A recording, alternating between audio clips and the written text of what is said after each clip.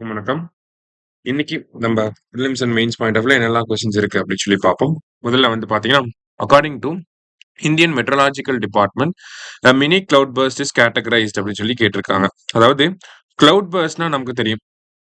ஒரு மணி நேரத்துல 10ல இருந்து 20 ஸ்கொயர் கிலோமீட்டருக்குள்ள நமக்கு கிட்டத்தட்ட 10 சென்டிமீட்டர் மழை பெஞ்சுது அப்படின்னா அதை நம்ம கிளவுட் பர்ஸ்ட் அப்படின்னு சொல்லி சொல்றோம். இதுவே மினி கிளவுட் பர்ஸ்ட் அப்படின்னு சொல்லி பாத்தீங்கன்னா 5 சென்டிமீட்டர் மழை பெஞ்சுது அப்படின்னா அதை நம்ம மினி கிளவுட் பர்ஸ்ட் அப்படின்னு சொல்லி சொல்றோம். சரிங்களா? முக்கியமான விஷயம், இதுக்கு முன்னாடி கேட்டதில்லை, இது மேபி கேட்கலாம்.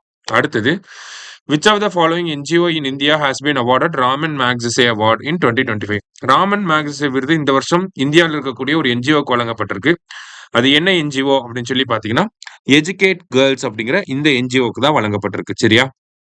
அடுத்தது, the Raman Magsaysay Award was started in 1958 to celebrate greatness of spirit and transformative leadership in Asia. அதாவது இதுல முக்கியமான பாயிண்ட் இதுதான்.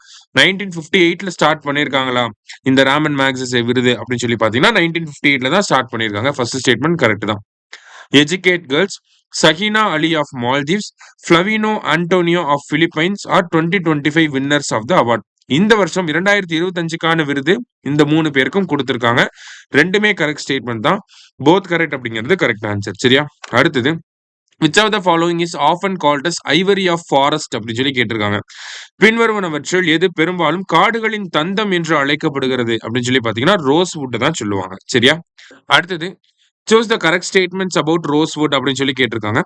The species is native to Tamil Nadu's Nilgiri, Anaimalai and Parambikulam ranges. அதாவது இந்த ரோஸ்வுட் இனங்கள் வந்து பாத்தீங்கன்னா தமிழ்நாட்டினுடைய நீலகிரி, ஆனைமலை மற்றும் பரம்பிக்குளம் பகுதிகளில் தான் கிடைக்கப்பெறுது.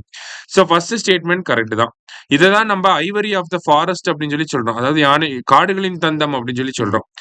It is a premium timber resource for the furniture and handicraft industries as well as a keystone ecological species. Furniture, timberக்குலாம் வந்து இந்த ரோஸ்வுட் மரங்களை தான் பயன்படுத்துவாங்க. சரியா? அடுத்தது, rosewood trees improve soil fertility. மண்ணோட வளத்தை வந்து இம்ப்ரூவ் பண்ணுது. எப்படின்னா நைட்ரஜன் பிக்சேஷன் மூலியமா. அதே மாதிரி பேர்டு, இன்செக்ட் அதனுடைய டைவர்சிட்டியை சப்போர்ட் பண்ணுது அந்த மரங்கள். அதே மாதிரி act as long term carbon sink அப்படின்னு சொல்லி கொடுத்துருக்காங்க. கார்பன் சிங்க் அப்படின்னா நிறைய CO2 வந்து கார்பனை வந்து அட்மாஸ்பியர்ல இருந்து அப்சர்வ் பண்ணிக்கும். ஓகேவா? 3மே கரெக்ட் தான்.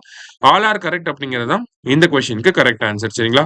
சோ இந்த ரோஸ்வுட் மரங்களை வந்து நம்ம பாதுகாக்கிறதுக்காகவே தமிழ்நாடு ரோஸ்வுட் ஆக்ட் அப்படிங்கிறது எப்ப வந்திருக்கும் அப்படின்னு சொல்லி பாத்தீங்கன்னா 1995ல வந்திருக்கும். சரியா?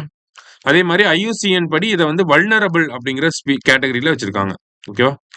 சோ இன்னைக்கு 5 கொஸ்டின்ஸ் பார்த்திருக்கோம். தேங்க்யூ. சுரேஷ் IAS அகாடமி, வெற்றியின் முகவரி.